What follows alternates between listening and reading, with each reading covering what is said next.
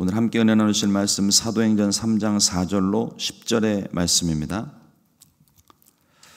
사도행전 3장 4절에서 10절 말씀입니다.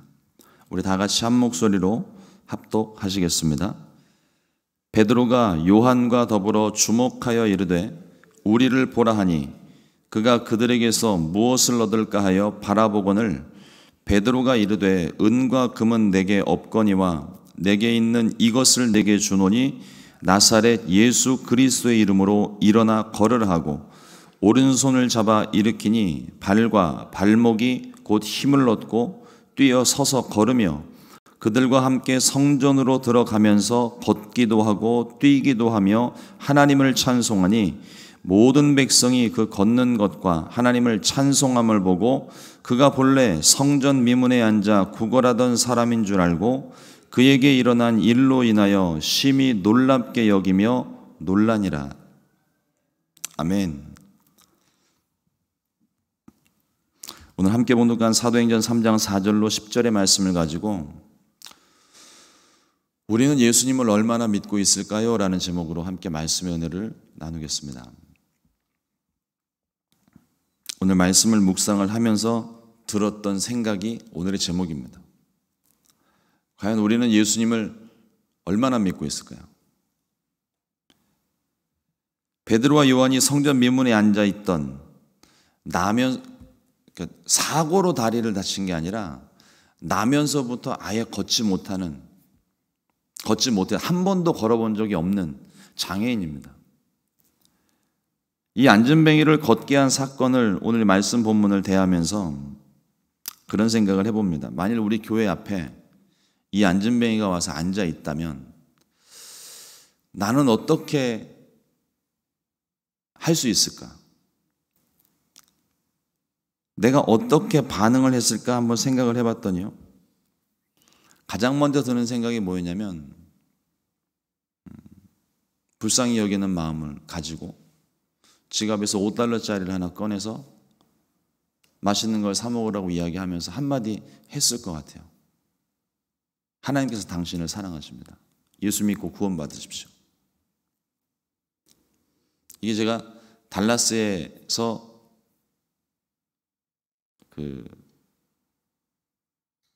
오며 가는 길에 이렇게 노숙인들이 쫙 이렇게 모여 있는 그 사거리가 있어요.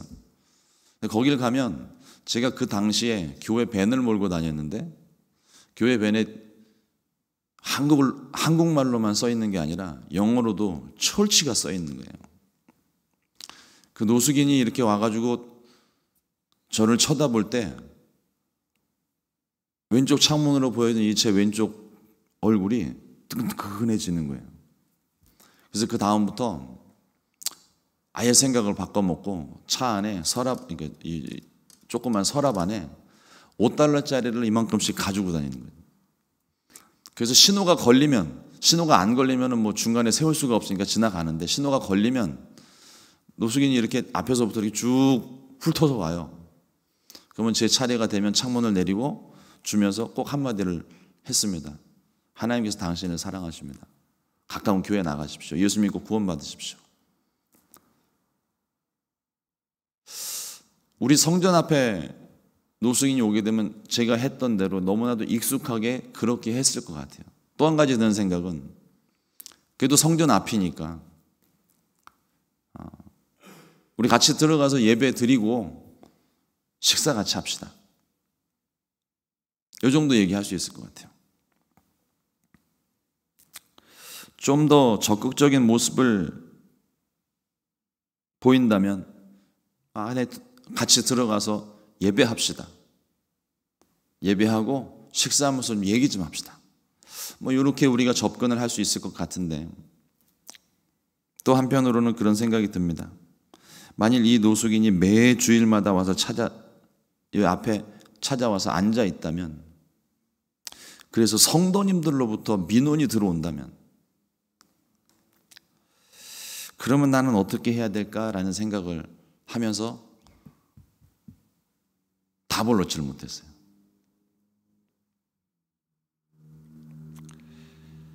그런데 문득 이런 마음이 들었습니다. 그 노숙인을 대하는, 안전뱅이든 노숙인이든 장애이든 그 사람을 대하는 내 마음 가운데, 그러니까 너무나도 익숙하게 그 사람들을 대하는 것들을 생각할 수는 있는데 예수 이름으로 고치고 일으킬 생각을 안 하고 있더라고요.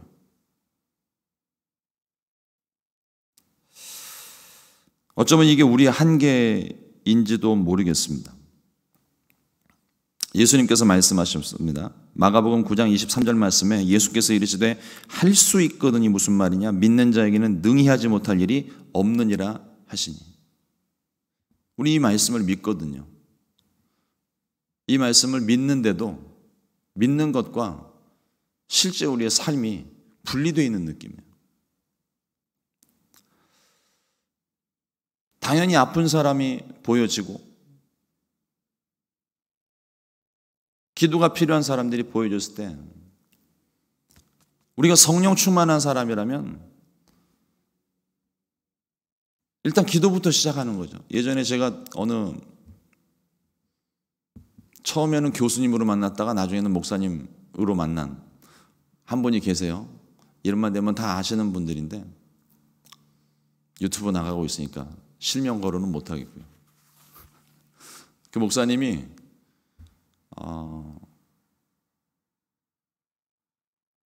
하루는 집에서 이렇게 쉬고 계시는데 방문을 똑똑똑똑 집 초인종을 누르면서 누가 찾아왔더래요. 그래서 이렇게 문을 열어줬더니 이분이 이단인 거예요. 그러니까 신학 교수님인데 그리고 목사님이신데 이단이 문을 열고 들어오니까 이 목사님이 아주 반갑게 그 사람을 영접을 했습니다. 일단 들어오시라고. 들어오셔서 우리 얘기 좀 하자고. 그리고 문 딱 닫고 걸어 잠근 다음에 거두절 아무 말도 하지 않고 그냥 머리에도 손대고 그냥 안수하고 기도했다고 그러시더라고요. 그분이 그 교회의 장로님이 되셨어요.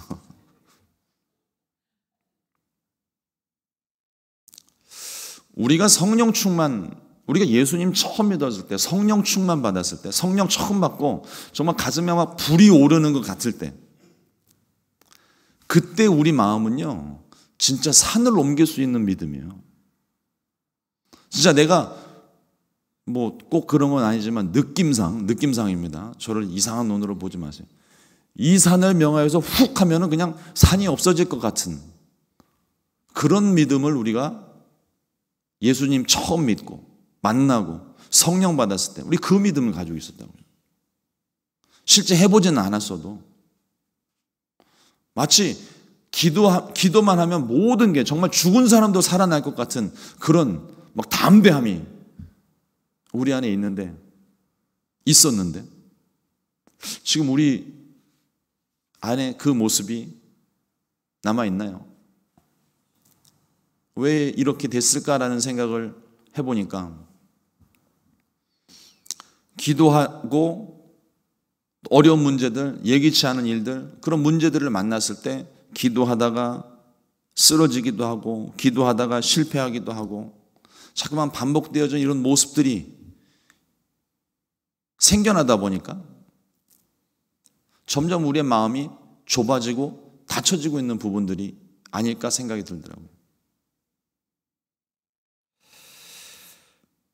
근데 예수님 말씀은 겨자씨 한 알만한 믿음만 있어도 이 산을 명하여 저기로 옮겨지라 하면 옮겨진다고 말씀을 하셨고 너희가 못할 것이 없으리라 이렇게 말씀하셨습니다. 또 예수님께서 또 다른 곳에서는 나보다 더 큰 일을 할 것이다 말씀하셨어요. 근데 우리는 자꾸만 믿음 따로 현실 따로 생각하는 경향이 있습니다. 예배는 예배고 문제는 문제고 현실적으로 나를 도와줄 수 있는 사람들을 찾아 헤매는 것이 우리들의 모습이 아닐까 생각이 듭니다. 예수님을 믿고 있지만 예수님께서는 구원의 문제만 해결을 하시고 우리의 실제적인 문제는 우리가 알아서 해결해야 되는 것처럼 혹시 생각하고 있는 것은 아닌가요? 예수님은 이 모든 것이 우리의 믿음이 적은 연고라고 말씀하셨습니다. 베드로와 요한은 이 성전 미문에 앉은 안전뱅이를 매일같이 보고 지나쳤습니다. 시간이 되어서 베드로와 요한이 기도하러 올라가는 시간이 된 거예요. 이 성전 미문에 앉아있는 안전뱅이는 나면서부터 거기서 구걸을 하고 있던 사람이고, 그 성전을 오가는 사람들이라면, 그 문을 사용하는 사람들이라면 이 사람을 모르는 사람이 없습니다. 항상 보이는 사람이에요. 베드로와 요한도 이 안전뱅이를 아는 거예요. 그런데 성령 충만한 베드로와 요한이 이날만큼은 이 사람에게 다른 마음을 갖게 되는 겁니다. 이 사람도 안전자리도 시간도 모든 것들이 다 똑같아요. 다만 다른 것이 있다면 베드로와 요한이 성령 충만했다는 겁니다. 이전에는 성령 충만하지 않았는데 이제는 오순절 마가다락방에 성령을 경험하고 지금 성령으로 가득 찬 상태예요.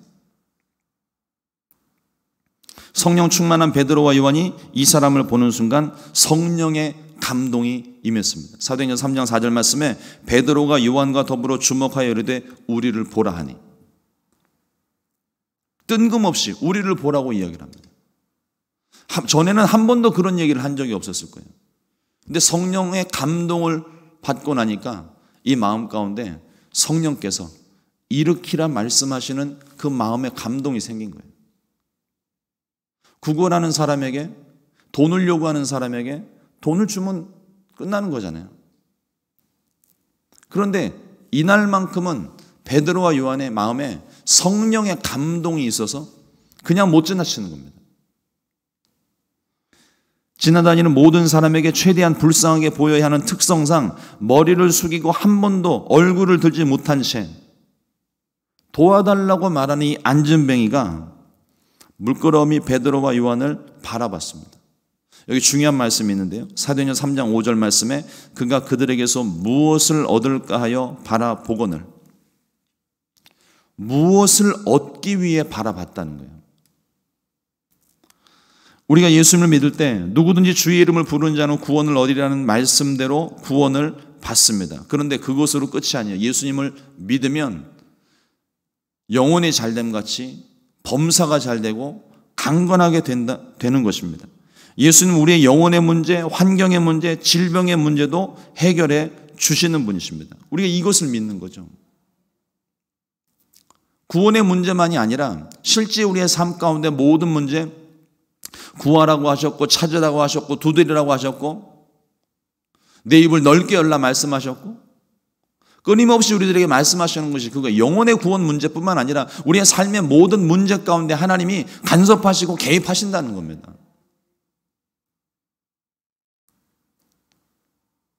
하나님께 나와 하나님께 무언가를 얻기 위해 우리는 주님을 바라봐야 되는 거예요. 하나님께로부터 얻을 수 있는 것, 하나님께 구하는 것. 그러면 우리가 바라봐야 될 것은 하나님이어야 되는 거예요. 주님을 바라봐야 되는 겁니다. 문제를 바라보면서 멍하니 앉아있으면 아무런 일도 일어나질 않아요. 문제를 가지고 하나님께 나와 하나님께서 우리의 문제에 해답을 주시고 응답 주시기를 기대하는 마음이 우리 가운데 있어야 된다는 겁니다. 이것이 믿음이에요. 다시 생각을 해보니까 우리 마음 가운데 문제가 있어서 하나님께 기도는 합니다. 근데 그 기도가 이루어질 거를 안 믿고 기도를 하는 것 같아요. 대단한 믿음입니다. 하나님께 기도를 하면서도 이루어지지 않을 것을 믿고 있다는 게.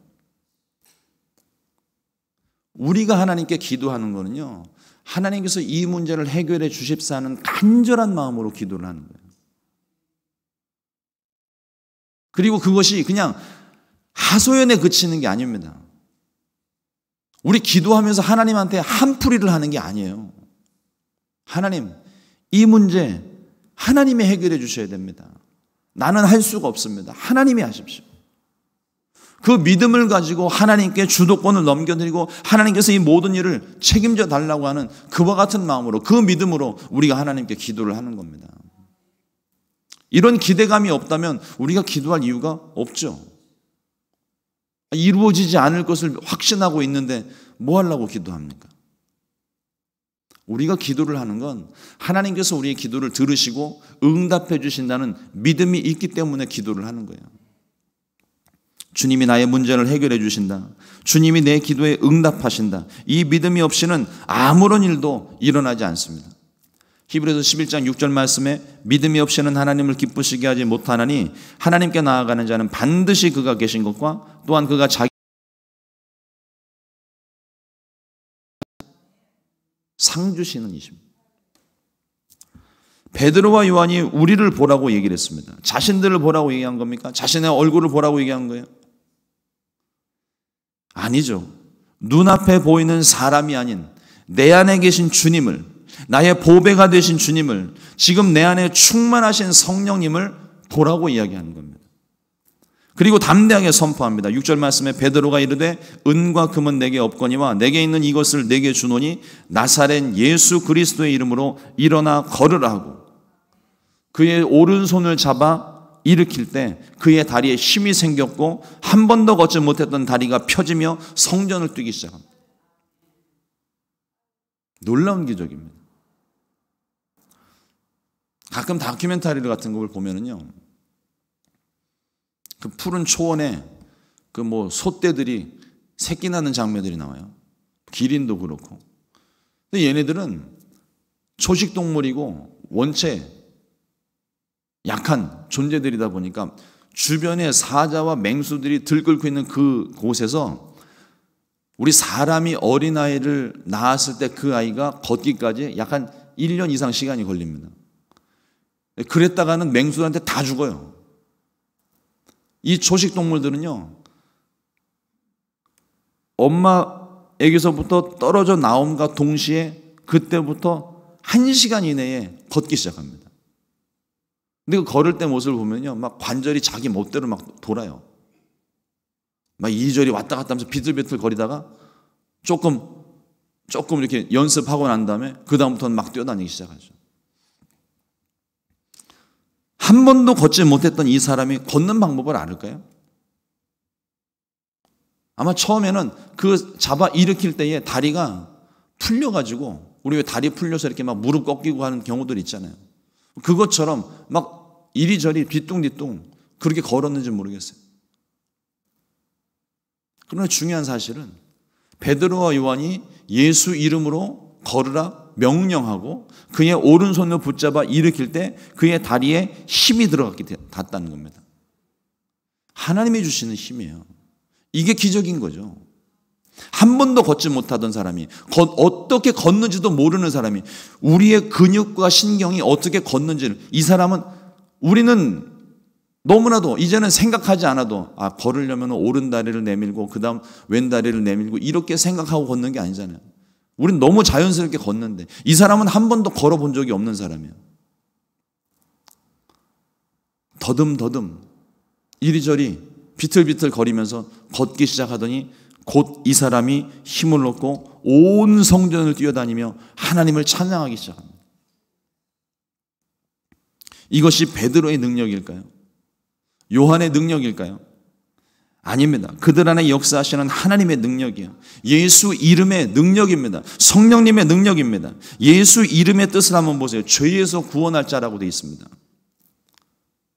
그러니까 우리가 여기서 자꾸 생각이 멈춰버리는 거예요. 죄에서 구원하시는 예수님만 생각을 하는데 이 죄 때문에 생겨난 우리 인생의 모든 가난과 질병과 저주와 죽음, 죄 때문에 생겨난 이 모든 것들이 죄의 문제가 해결되었다면 그러면 주님께서 나머지도 다 해결해 주시는 거예요. 믿음을 가지고 주님을 바라보게 되시기를, 믿음을 가지고 주께 간구하시기를 주님의 이름으로 축원합니다. 목마른 사람들에게 필요한 건 물입니다. 배고픈 사람에게 필요한 건 빵이죠. 죽어가는 사람들에게 필요한 건 생명입니다. 목마른 사람, 배고픈 사람, 죽어가는 사람에게 명품백은 그림의 떡입니다. 필요 없어요. 줘도 소용이 없습니다. 사용할 방법이 없어요. 지금 당장 내가 죽게 생겼는데, 목말라 죽겠는데, 배고파 죽겠는데,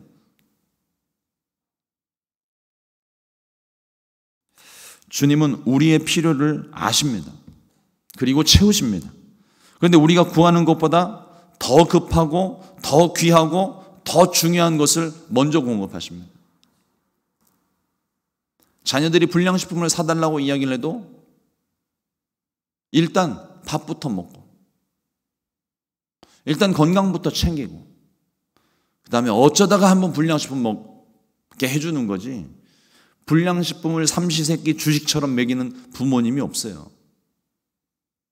아이가 아무리 울고 떼를 써도 그건 안 되는 겁니다. 하나님도 마찬가지 아닐까요?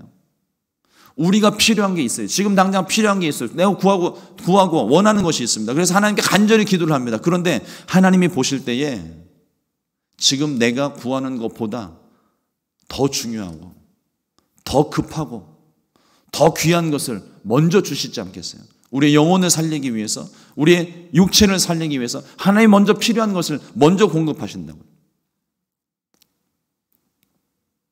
그것이 영혼의 문제일지 환경의 문제일지 질병의 문제일지 우리는 알지 못하지만 먼저 하나님의 뜻을 구하면 하나님께서 가장 급하고 중요한 것을 먼저 해결하시고 우리의 필요한 것, 좋은 것으로 응답해 주시는 것입니다. 마태복음 7장 11절 말씀에 너희가 악할지라도 좋은 것으로 자식이 줄 줄 알거든 하물며 하늘에 계신 너희 아버지께서 구하는 자에게 좋은 것으로 주시지 않겠느냐.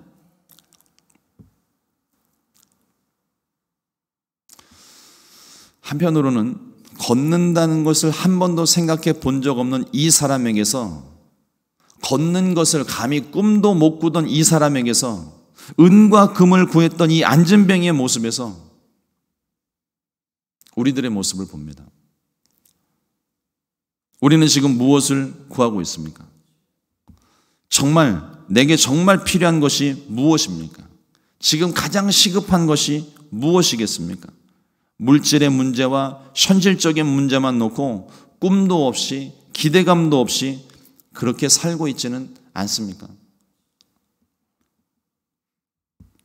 베드로와 요한이 말했던 것처럼 우리를 보라, 내 안에 계신 주님을 보라.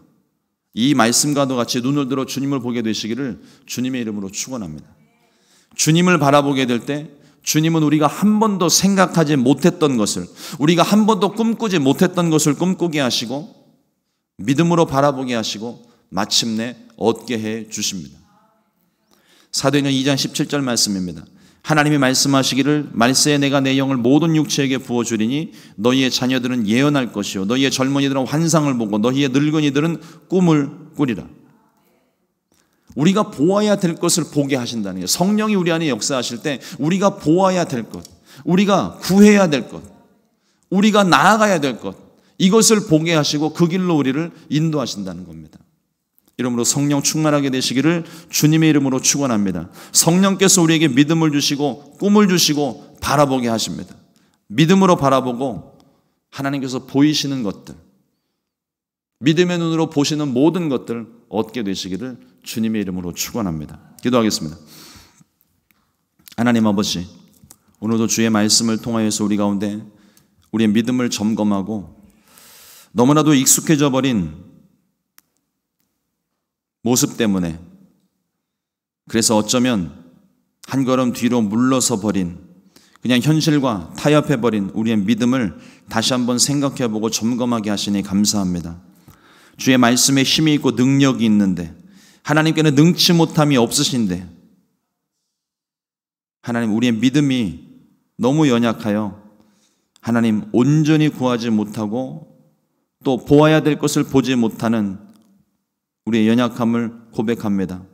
주님 성령으로 충만하게 하시고 다시금 우리 마음 가운데 믿음을 더하여 주시며 성령의 능력으로 담대하게 살아나갈 수 있는 믿음의 삶이 되게 하여 주시옵소서. 다시 한번 주님 앞에 간구하오니 우리에게 성령을 허락해 주시고 성령으로 말미암아 보아야 될 것, 구해야 될 것, 말아야 될 것, 찾아야 될 것, 걸어야 할 모든 것들 주님 우리가 볼 수 있도록 우리의 눈을 열어 주시옵소서. 믿음으로 바라보고 하나님의 뜻이 이루어지는 것 경험할 수 있게 하여 주옵소서. 반복되어지는 실패와 좌절 속에 넘어지면서 우리의 믿음이 연약하여지지 않게 도와주시고 도리어 주의 손을 붙잡고 이 안진뱅이가 일어난 것처럼 하나님 우리도 그 모든 자리에서 일어나서 주님을 향하여 뛰고 걸으며 하나님을 찬양할 수 있게 우리를 도와주시옵소서. 귀하신 예수님의 이름으로 기도드렸습니다. 아멘. 주님과